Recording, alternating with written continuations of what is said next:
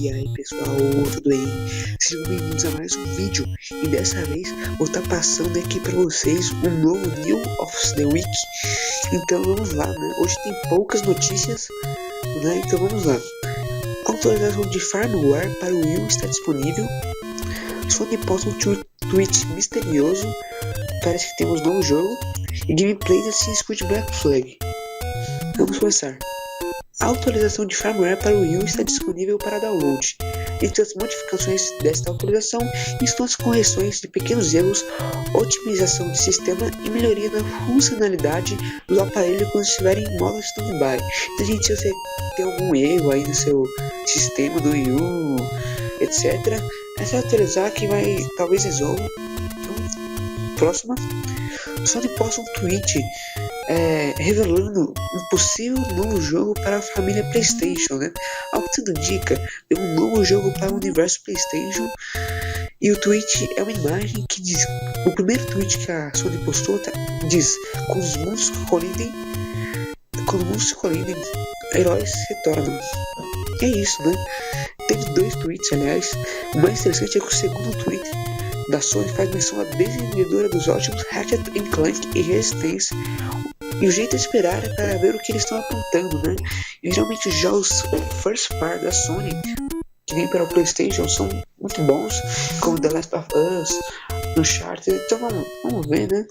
Deve ser muito bom esse jogo. Então agora, a Ubisoft divulgou um vídeo de gameplay de 7 minutos de Black Flag. Então confira a seguir o vídeo e falou!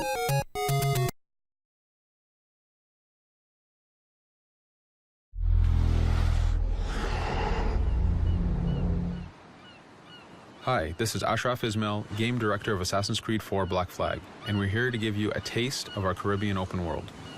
At this point, we are catching up with Edward in between missions, and we need to head to Havana for an important meeting. With Black Flag, we wanted to bring you an open world unlike anything you've experienced before, our most unique world with massive cities, but also a Caribbean environment that is filled with exploration potential. The world is filled with a lot of loot, a lot of treasures to find. As we see here, there's a sailor. We're going to loot him and we're going to find a treasure map. Treasures are very important in the progression of Edward and the Jackdaw itself, which is your ship. This treasure map is asking us to go to an island called Misteriosa. Misteriosa is fairly close by, but as we zoom out, we can see how massive this world really is. We have over 50 unique locations. These are big places that you have a lot of things to find and do. This is the Jackdaw. This is the second main character of the game. This is your baby. You need to take care of it. You need to upgrade and customize it because it's going to be with you for the long haul.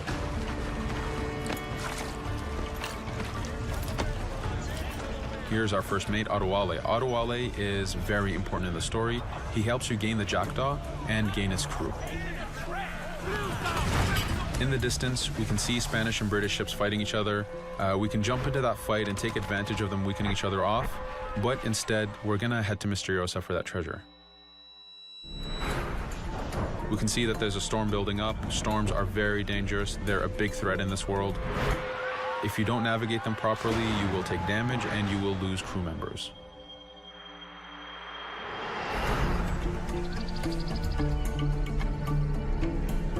Misteriosa is a Mayan ruin, one of the unique 50 locations we have in this world. Everything you find, everything you do has some type of value for you. There's lots of hidden artifacts, treasures, and activities to discover. We know from the treasure map that the treasure is up near that temple to the top of this location, so this is where we want to go. Now, as we get going, we're going to see that there's a lot of guards in our way. We can choose to go in guns blazing and fight, but instead we're going to try to get there as fast as we can. Using Edward's navigation ability, we can scale this temple without a problem. Now that we've reached the top, we know that the treasure is near that fountain.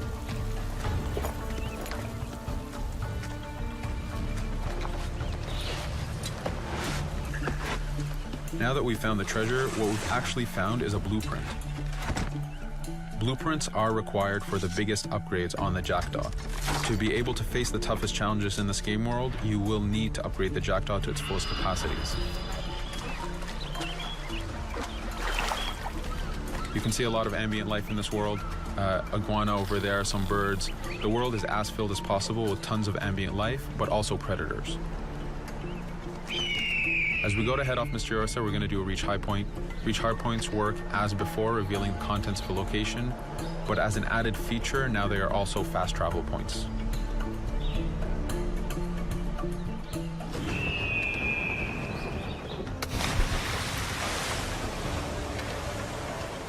So now that we're back in the ocean, we see our British frigate patrolling the area.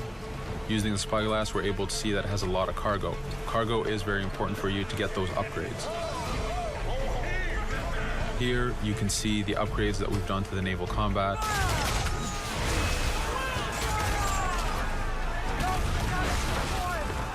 The basic round shot is trajectory based. This comes in very handy when you have big waves that you need to shoot over.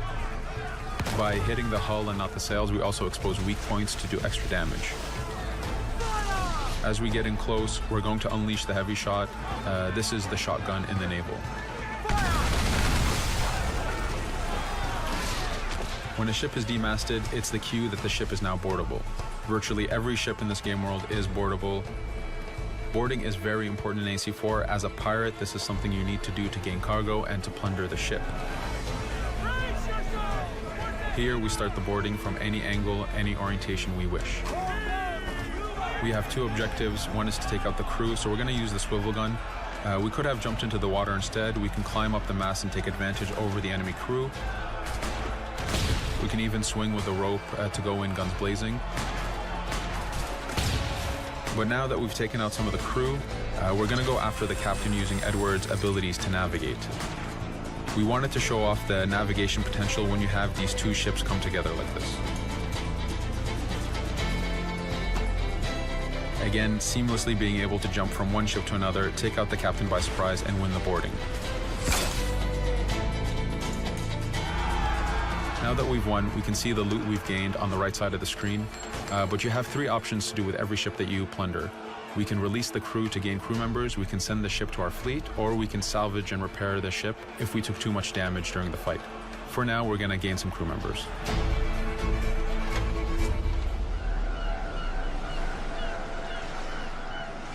Now that we have cargo and the blueprint, we can now build the upgrade. Fisherman villages are the perfect place to find that harbor master who will build that upgrade for you. So let's do that now.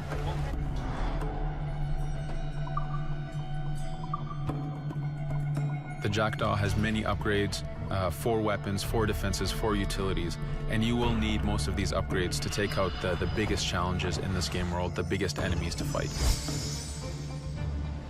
But you don't only upgrade the Jackdaw, you also upgrade Edward. This is where harpooning comes in. You use the harpooning system with hunting to get the goods to be able to upgrade the number of weapons Edward can carry, the number of pistols he has, even his armor.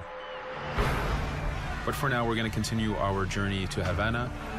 In our path, we see that there's a fort. It's blocking our way to Havana, so we need to have mastered the naval combat to take this fort out.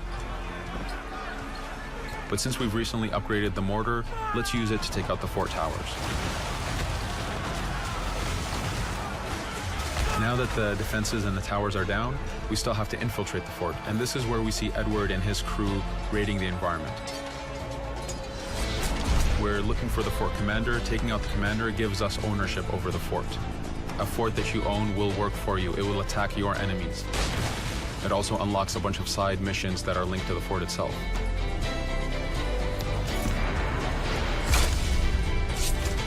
Now that we've taken the fort, we can finally reach Havana, and this is something that you'll see in an upcoming video.